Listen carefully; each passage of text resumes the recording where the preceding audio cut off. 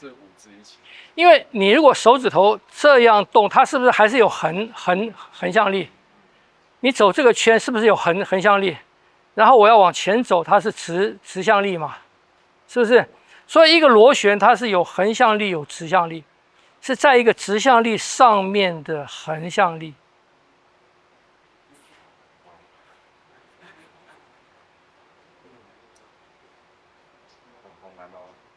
晓得吗？所以螺旋很难。对，而且老师说这个指头往前，我不觉得我是在往前，我是要往上翘。对啊，因为你没有察觉到手指尖，你没察觉到手指尖，所以要多察觉手指尖，你自己去用手指尖触摸一下。你们平常自己用手指尖触摸一下你自己的皮肤，不管什么地方，去感觉那个手指尖，不是指腹，手指尖，你要去感觉那个手指尖，因为我们平常对手指尖的感觉啊，没有操作过，比较少用啊。他们弹钢琴的有，弹钢琴的手指要立着啊，全都是手指尖。他们那个手指尖，你看练职业钢琴手，他的手指尖这个地方都是平的，已经练平了啊，所以他们的手指尖是会操控的很好的，所以他们那个下去键音的轻跟重，大声小声，那个情绪的轻重，手指尖是很重要，不能用后面你比较难控制它细腻的那个轻重。所以他们的手指尖是练的又有力量，又敏锐，所以你们也要去感觉你的手指尖，你感觉了以后，你才可以说啊，我的手指尖是这个在这里啊，然后我的手指尖可以延伸吗？我的手指尖可以往前延伸吗？你才可以有这个体会，晓得吗？否则你没有感觉的时候，你都是在用后面在推它，所以我们用推的力量的时候，就好像我们拿一个榔头在敲，拿什么在敲的，我们用后面的力量，前面是不需要有感觉的，是不是？前面只要硬就好了，它没有感觉，痛是不是？我练的你不会痛，就这样子嘛。可是我们用梢带用引力的时候，用引力不行，这样子，你用引力是前面要有感，前面要很敏锐，所以这个观念不同，使用身体的方式不同，它整个训练程序、训练方式就变了，所以你们现在还不熟悉那个手指尖，平常的时候就去多体会那个手指尖，听不懂？慢慢手指尖有感觉了，你不管是在你自己的皮肤上面还是什么，手指尖有感觉了以后，看能不能让手指尖往前面走一点，让手指尖往前面延伸一点，有没有？手指尖往前面延伸，而不是用这个推，不是用后面推，是手指尖往前面延伸一点，延伸一点，延伸一点，延伸一点。这样子，你的手指尖会往前面延伸了，慢慢，你就可以一直延伸，它就往后连了。老师，我们讲手指尖是指甲下来这一块。手指尖，这个。老师，你讲手指尖是骨头尖吗？我讲的手指尖跟你们的手指尖会有差别吗？这是指腹啊。这边是不是叫指腹？这边叫指腹嘛？那什么地方叫指尖？那这边叫指尖啊。当然这边叫指尖啊，这叫指腹嘛。我不是说指腹啊，我是说指尖啊。这个啊，这个，它是头嘛。它是最远端的地方，就是这个地方，听不懂？所以它是一个直线的延伸，我们的手臂一个直线的延伸，一个力量直线的延伸，最远端就是到这边来，就到这里来，它不会到这里，它不会到这边，因为这边的力量是什么？是一个横向的力，它不是直向的力，顺着骨节走，顺着骨节走，顺着筋走，它是在这边的，晓得吗？这个是手指尖，所以手指的力量永远要顺着什么？要顺着你的骨节方向，不能这样子。这样子它就不是顺着骨节方向了，也不是顺着筋的方向了，也不能这样子。那你们练拳手常常这样子，那就是筋没顺开啊，你的手指尖没有了，听不懂？啊，手指尖在，手指尖我就是弯曲，也是手指尖的弯曲，手指尖的延续，手指尖一个曲线的延续，它变成弯曲，晓得吗？手指尖的曲线的延续变成弯曲，而不是这个，不是这样子弯曲，这样懂吗？所以有这个线的观念，有线的概念了。就是沿着这个线走，你的关节就沿着线走，所以我的关节沿着线走，手肘在哪边是这个线最顺的时候，那个时候它就是正位。你不能这样子，你这样子，它就那个线就歪了，在这个地方那个线就往这边顶了，这个线到这边就断掉了，听不懂？所以你要找一个延伸，所以以什么为准？以打开关节嘛，以打开关节为准嘛。你的关节打开了，那就是正位，听不懂？啊，你在这个地方打开，它就是正的。所以你每一个关节在这个线上面延伸，你看这条手臂它就是直的，是直的，你这个力量它就是直的。那这个力量一直走到最顶端，就是每一根手指头的尖。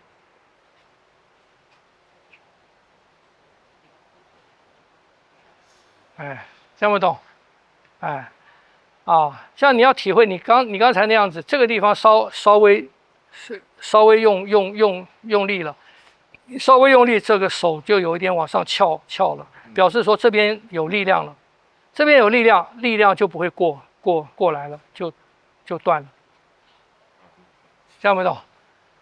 哎，而我想要去拉开它，就会想要用。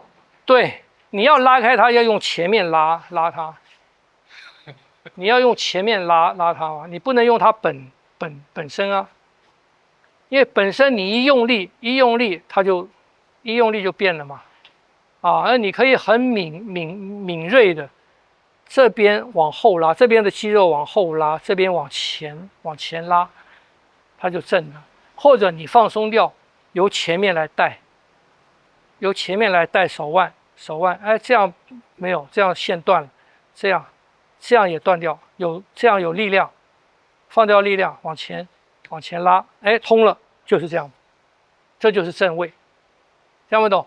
所以你要很敏锐的去体会一点点哦。这样它有力量，手腕有力量，错了，放掉。这样手腕有力量，放掉。你要去很敏锐的，你手走像你现在的走，你要去体会，经过你走的力量，它的方向走到哪去了？你现在的走，你能体会出来吗？我只体会出力量卡在这里。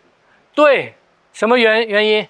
因为你这个太直了嘛，你这个手肘的关节你变成这个样子了，所以你力量变成你变成这个方向了，所以你的肘关节的力量方向变成横向了，横向的时候直向的劲力就断了，所以你要松掉，让带开，哎，这样子它是不是顺的？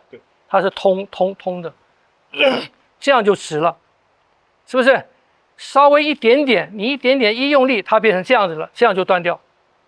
所以你要感觉到这一点点的差异，要感觉到这一点点的差异。它是什么差异？啊？现在的话，力量就是它是什么差异？差异。这个差异跟这个之间的差异，它是什么的差异？这个的话就是老师刚刚说的，力量不是，它是在什么地方差异？这两个，地方它们是在什么地方的差异？手肘的角度。对，一个是关节角度的差异，第二个是什么？关节角，第二个是力量方向。对了，所以当你体会到这个的时候，你就体会到两个的差异了。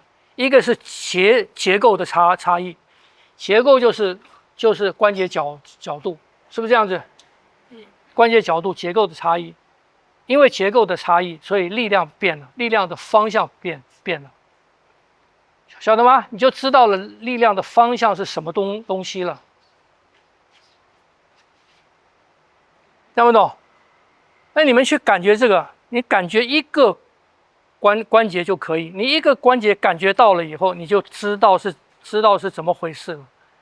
我在讲的是什么？你肩关节在这边延伸，在这边延伸，在这边延伸，关节角度差一点点，你就感觉到那个力量的方向就变了啊！所以这就是关节角度结构跟力量的那个关系，听不懂？哎，好，哎，所以要很用心。当你在体会这些东西的时候，你的心就在。我在体会这个的时候，我的心、我的注意力就在这个上面了，所以我的心就跟我的体相合了嘛，是不是？因为我不要特别的练什么东西，去把心收回来嘛，不用。我在练这种细微的动作的时候，我在体会这些东西的时候，我的心自然就回来了嘛。听不懂？这就用身来合心啊，用身是心是乱跑嘛，身是什么？身是以前人形容拴马柱嘛，马是心嘛，心是马乱跑嘛。可是有一个拴马柱，你把马拴在那个拴马柱上面，它就回来了。所以你不能用身去找心啊，不能用身去找心啊，是不是？累死你，你也找不到嘛。对，啊，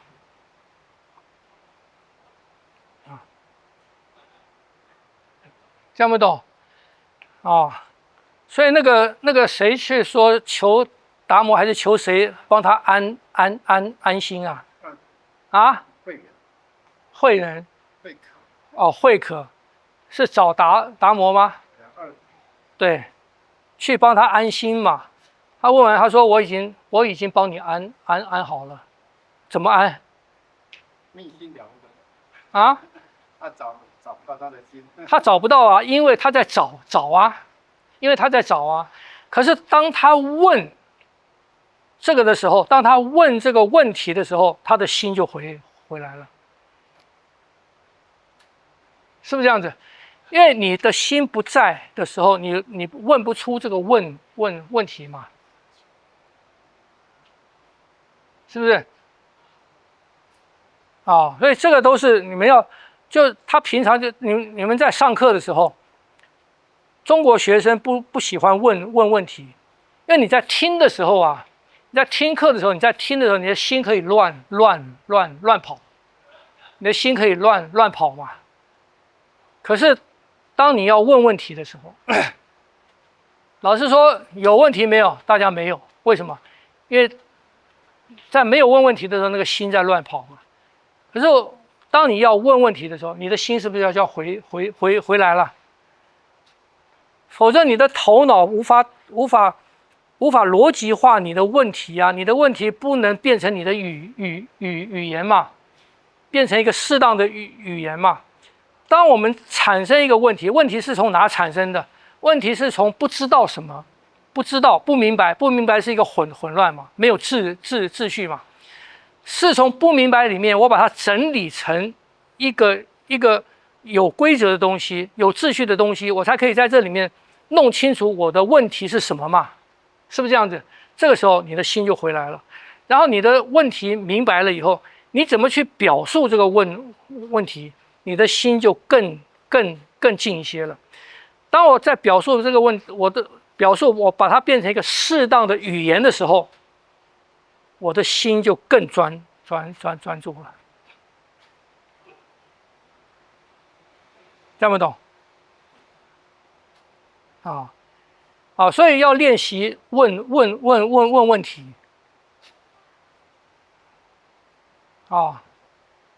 所以你都不问问题的话，你永远在听，在看，在什么？可是那个时候接收的时候啊，你的思绪是乱跑的。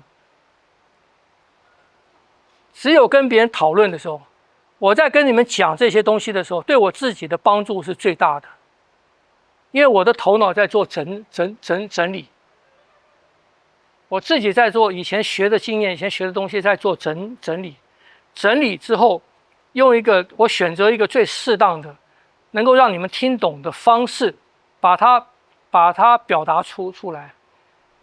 所以这个过程里面，我的心通通在啊。所以我不是胡言乱语，我的心不在的时候，我是照习惯回答，胡言乱语，是不是？或者是照习惯嘛？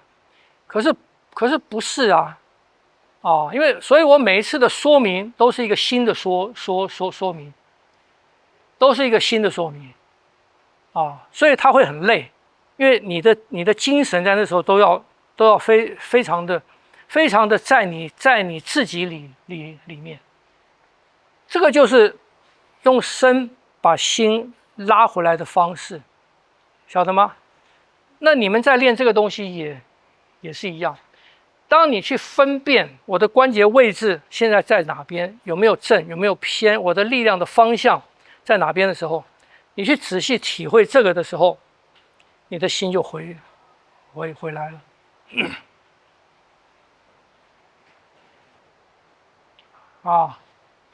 所以练拳练这些动作要有这个状态在，不要就这样子做，不要就这样做，没有益处。